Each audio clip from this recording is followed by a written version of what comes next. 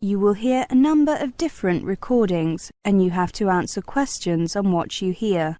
There'll be time for you to read the instructions and questions, and you have a chance to check your work. All the recordings will be played only once. The test is in 4 sections. At the end of the test, you will be given 10 minutes to transfer your answers into your answer sheet. Now turn to Section 1. Section 1. You will hear a conversation between a man and a researcher. First, you have some time to look at questions 1 to 10.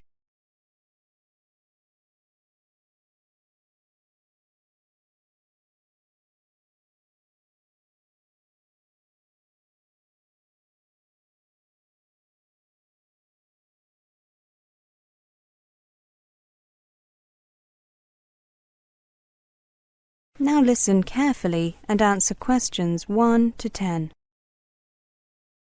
Section 1. Good morning, sir. Are you enjoying the Perfect Home exhibition? Yes, I am. It's very interesting. I'm planning on buying a home in the near future, and this exhibition has given me some great ideas.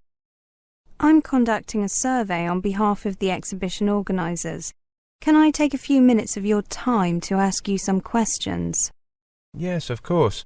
Can we sit down? I'm rather tired after walking around the different exhibits and stands. Of course. I'll ask my colleague to get you a drink. Coffee? Yes, please. Milk and 1 sugar.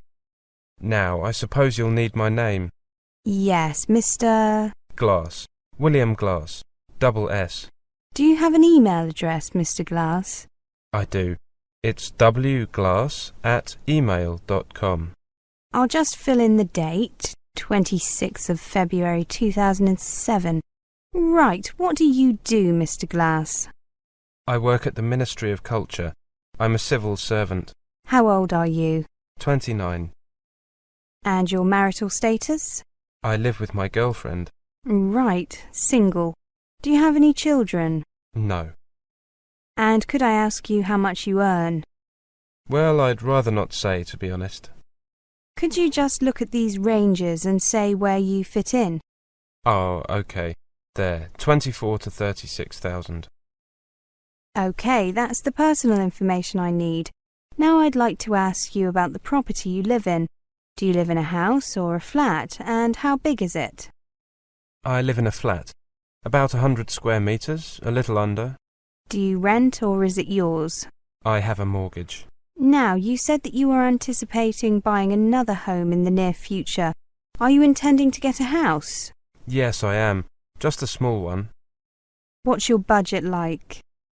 Well, the bank has said that they'll allow me a mortgage of up to £100,000, so enough for a small house.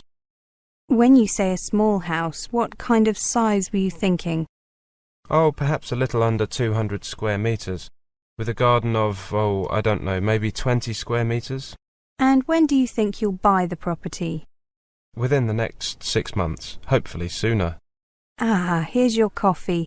Thank you, John. Mr. Glass, have you seen any particular properties that you are interested in? Yes, I have. There's an interesting development going on in the district of Hayden. The government has joined up with a private company to offer affordable housing there. It's on the outskirts of the city, but the transportation links look excellent. Regular buses to the underground station. That means that it will only take me an hour to get to work in the morning, not much more than it takes now. They're going to have some nice facilities nearby too. Yes, I'm looking forward to the cinema complex and the shopping centre, of course. I love films and shopping will be convenient. There's a golf course nearby too. Well, I'm sure many of the other residents will appreciate it. I'll join the fitness centre instead. Is your company involved in the development in any way? Oh, my company just does research. However, the private developer involved in that project is our client. These smaller houses are about 180 square metres, which suits you perfectly. Yes, property is so expensive in this city nowadays. It's good that the government is beginning to help those of us who don't make large amounts of money.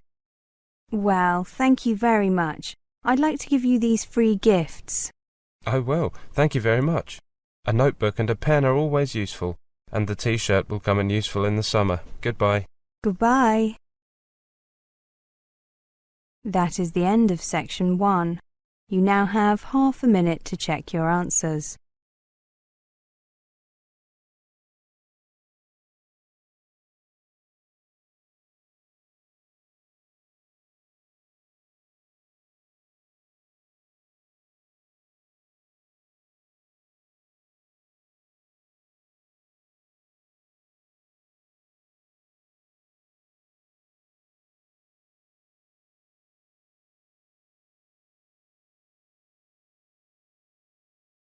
Now turn to section 2. Section 2. You'll hear a lecture. First, you have some time to look at questions 11 to 20.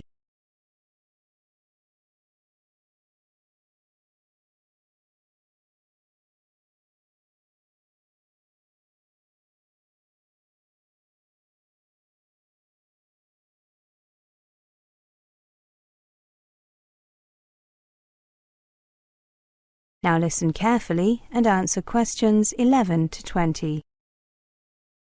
Welcome everyone. My name is Pamela Stark and I'm here to tell you about international students and employment in this country. Let me start by stating the most important thing first. Your ability to work in this country while you're here as an international student depends on whether you are an EEA national, that is a European Economic Area national, not an EEA national with a stamp saying restriction on working in your passport, or not an EEA national with a prohibition on working stamp in your passport. Now, if you are an EEA national, you can work freely in this country. You can work for an employer or be self-employed. If your dependents, such as your spouse or children, come with you to this country, they can work here as well, no matter what their nationality. This is thanks to EEA rules, and these rules also mean that students from this country studying in other EEA member states can work freely too. Now, if you have come here for a course lasting more than 6 months, the immigration authorities automatically put a restriction on working in your passport. It is worded in the following way: work and any changes must be authorized. This allows you to work under certain conditions. The first of these conditions is that during term time, you can work no more than 20 hours per week, but you can work longer if the work placement is an essential part of your course. For example, the work period of a sandwich course. The second condition is that you cannot run your own business, be self-employed, or work as a professional sports person or entertainer. The third condition is that you cannot take up a permanent full-time position, though you can do full-time short-term work during the holidays. If you are enrolled on a course lasting more than 6 months and you do not have this stamp, speak to an advisor at your institution immediately. Do not start work. It may be that a mistake has been made that needs to be corrected. However, if a mistake has been made, if you start work, you are breaking the law. This could have serious consequences for your future stay here. Another point that I would like to make is that even if you expect to be given a restriction on working, or already have one, you cannot include your earnings as evidence of your ability to support yourself financially. However, there are 2 exceptions to this rule. One is if you will be attending a publicly funded college or university, and the institution guarantees that it will employ you and can provide details of your pay. The other is if you will be attending a sandwich course at a publicly funded college or university, and the institution guarantees that there will be a job for you and can provide details of your pay. In those 2 cases, you can include these earnings as evidence of your ability to support yourself. If you are from a country outside the EEA and your course in this country lasts 6 months or less, the immigration authorities are likely to have put a prohibition on working in your passport.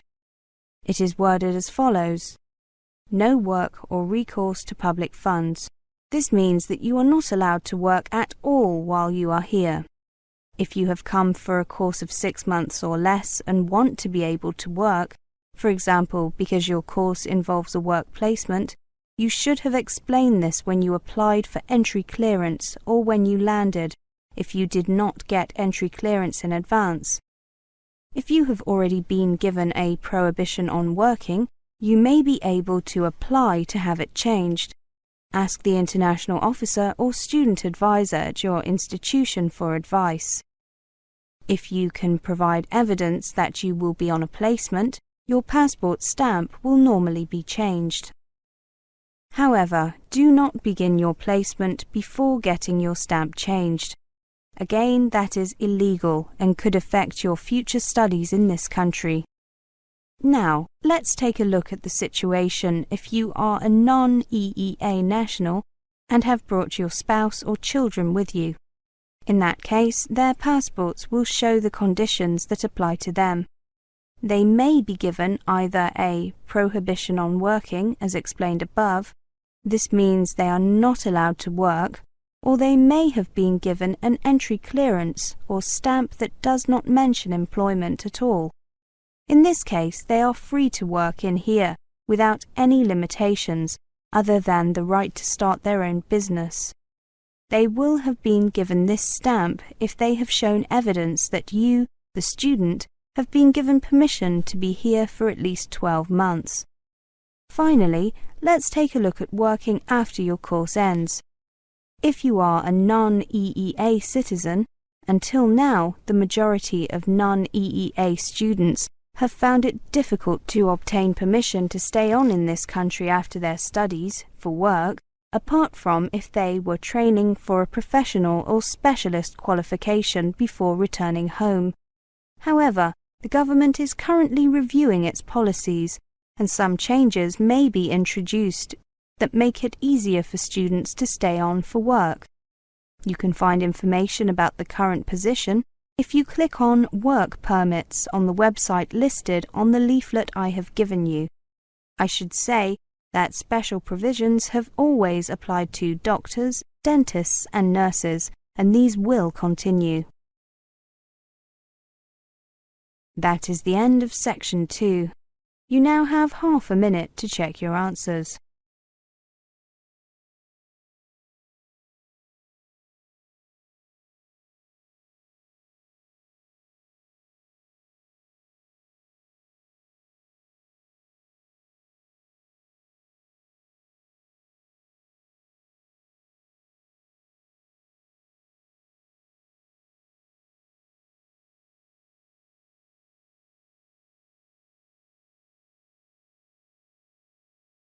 Now turn to Section 3.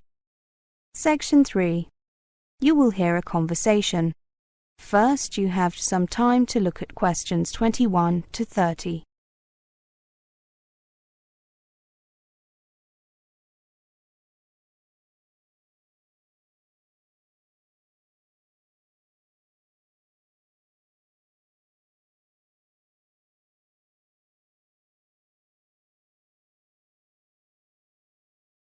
Now listen carefully and answer questions 21 to 30. So, Jatinder and Ali, how did you deal with culture shock when you first came here to study? Well, Katerina, when I first arrived in the UK, I was just so excited to be living in a foreign country away from my parents that I just didn't really notice anything at first. How about you, Ali? Yeah, same here. That's quite typical, isn't it? Everything seems new and fascinating, but after this initial enthusiasm wears off, all the new experiences may begin to overwhelm you. Things that you found exciting at first may now seem strange and a little frightening. Even minor differences, such as being unable to buy your usual brands of various products, can add to the sense of strangeness. Yes, that's right. Then you may start to experience sudden mood changes and strong reactions, feeling lost, disoriented, and even irritated and resentful. Most of all, you may wish you were back among the familiar people and places at home. All international students can experience culture shock in some form, even those coming from countries with very similar lifestyles to those in the UK. It is important to understand that this reaction is entirely normal and that it will pass. Okay, so what suggestions do you have for me? Well, I made sure that I arrived early. I got here about 10 days before most of the other students, so that I could settle in before things got busy. Many universities run special induction programs for international students in the week before term begins. A typical induction program provides a tour of the college or university, an overview of its facilities and how to use them, help with registering for your academic program, and social events where you can meet other students and staff. This can help you to start to get used to your new environment. Yeah, I heard about those, but too late, unfortunately. Jatinder, did you go on an induction course like Ali? No, I wish I had, but my parents wouldn't let me go a day sooner than absolutely necessary. It was very annoying. Every university has counsellors who can give you practical advice on adjusting your new environment. These people have special training in offering advice and support, and they understand the challenges you face. They can listen to you sympathetically, offer practical suggestions, and refer you to other professionals if necessary. Your personal tutor and the staff in the international office of your college or university can also be helpful. Have you heard about the buddy or mentoring system? Students who have been at the university or college for a longer period give advice to new arrivals and are available for help and guidance throughout the year. There is information on schemes such as these at the Students' Union or the International Student Association will help you become involved. I used the system when I arrived and found it really opened some doors socially. You know, I got to meet lots of people, like Ali, right? Right, Katerina. I think it's also important to keep in touch with home. Use the telephone, email and conventional mail to keep in contact with your friends and family at home. In larger towns or cities with large international communities like this one, you may be able to find people from your country. Spend some time with them. Many international students find that it helps to make contact with people from a similar background because they understand what you're going through. Spending time with people from your country can also be a relaxing break from the strangeness of the UK. You can speak your own language, eat your own foods and talk about what is going on back home. Yes, and don't forget that the university has a variety of cultural societies, as well as an active International Students Association. Ask at the Student Union. They may also have information about national or cultural groups outside the institution. Another thing you should try to do is to keep healthy and active. Make an effort to exercise regularly. You will feel better, and it can also be a good way to meet people. Eat a balanced diet and find a shop that sells food from your part of the world, so that you can enjoy familiar meals when you want them. That's a really good idea. I'll sign up at the University Sports Centre this afternoon. I don't know whether you believe in God, but if you do, remembering your faith can be helpful and comforting. If you follow a religion and worship regularly at home, you can keep this up while you're in the UK. It can provide a sense of stability and be a link to your life at home. Every major religion in the world is represented here, and most large cities have Muslim, Hindu, Sikh and Buddhist centres, as well as synagogues and churches of all denominations. The Student Union keeps a list of places of worship. I'm not religious, but I do see your point. So there's plenty I can do, practical things I mean. And above all, I need to remind myself that culture shock is normal and temporary. That's the end of section 3. You now have half a minute to check your answers.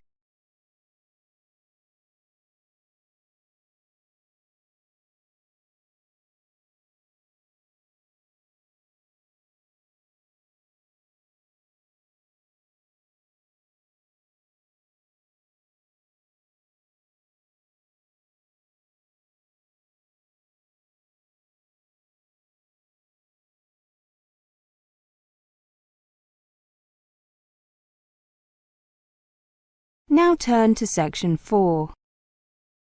Section 4. You will hear a presentation on an online course. First, you have some time to look at questions 31 to 40.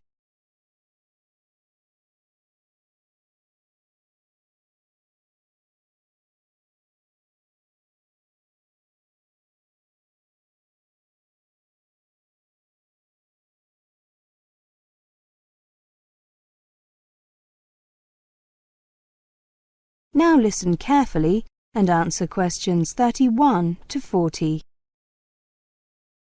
Welcome to this presentation on our online course, An Introduction to Electronics, which runs over 10 weeks and starts on 8th of May. Let me just say at the beginning that if you cannot make this date, please send me an email about the next course, and I will send you a list of future dates. My email is the front of your brochures. Now, let me tell you something about the course. Based upon our popular 2-day overview of electronics course, this new online course will introduce you to the basic ideas behind electronic circuits. The course will consist of 10 units each, of which will involve around 5 hours of study. The course is designed to act both as an introductory course and as a refresher course. After taking the course, you should have a good idea of how electronic systems work and how they are made. In particular, the course focuses on the design of a hi-fi amplifier.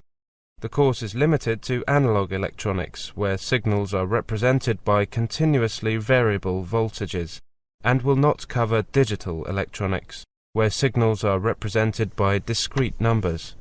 Students should normally have a reasonable proficiency in school maths and science.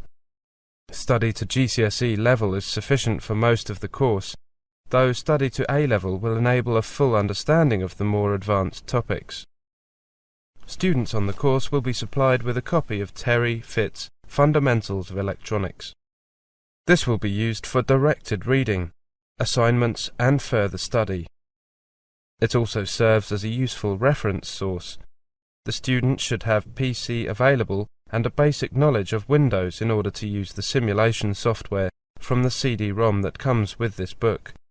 Now, who is this course designed for? This course is intended for individuals with little prior knowledge of electrical or electronic engineering who want to get a feeling for the subject, and for individuals whose knowledge is rusty or out of date. A previous exposure to basic science and maths at school will be assumed.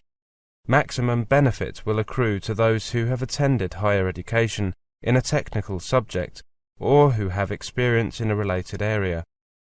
Typical attendees may include those in jobs which bring them into contact with electronics, such as draftspersons, PCB designers, production and assembly personnel and software designers, those working with electronic products, such as managers and salespersons, those coming into electronics from a related field, such as scientists or mathematicians, and those simply curious to find out about this all-pervasive technology. The benefits of this course are that, first, it gives you a quick insight into modern electronics. It also puts emphasis on practical devices and systems. Unlike many other courses, no prior knowledge is assumed, but previous exposure to school-level science and maths is assumed. Fourthly, it can be used as a refresher course. Fifth, there is the benefit of getting hands-on simulations, and finally, all delegates completing the course will receive a University of Oxford Certificate of Completion. The course will be presented by Brian Williams, who started his career working as an electronic engineer for British Aerospace. Brian then became a lecturer and has taught electronics at Oxford University and Jesus College for longer than he cares to admit. He is also an active consultant and researcher. Brian is a dynamic lecturer and particularly enjoys teaching introductory level courses and interacting with students. Now, finally, let me just quickly go through the course content. Please remember that this course is intended for individuals with limited prior knowledge of electrical or electronic engineering. Unit 1 looks at electronic systems, including an introduction to the idea of signals represented by voltages. Wires used to transfer signals and voltage from one place or box or component to another, and boxes or components manipulating voltages, particularly amplifying them. Unit 2 takes a look at Ohm's law, the linear relationship of voltage and current, and the concept of resistance. It also looks at resistors and resistor networks. Unit 3 focuses on op-amps, providing an introduction to the ideal op-amp and its applications. The next slide tells us that Unit 4 is concerned with capacitors and AC circuits. The theory and applications of capacitors and their use in transient and AC circuits. Unit 5 looks at frequency response and filters, including both passive and active filters. Unit 6 takes a look at magnetism, inductors and transformers. Looking at this next slide, we can see that Unit 7 covers RL and RLC circuits, including tuned filters and crossover networks. Unit 8 is entitled An Introduction to Semiconductors. It covers diodes and rectifiers, both theory and applications. This unit also looks at special purpose diodes. Unit 9 covers transistors, particularly bipolar transistors, including theory and typical circuits. The final unit, Unit 10, is a review unit with a little look at further applications. That is the end of Section 4. You now have half a minute to check your answers.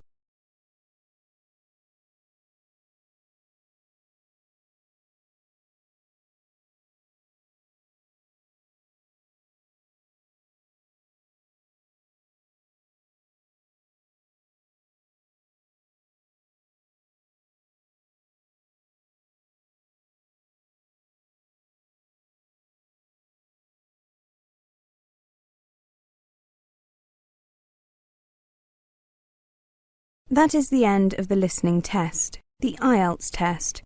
You now have 10 minutes to transfer your answers to the listening answer sheet.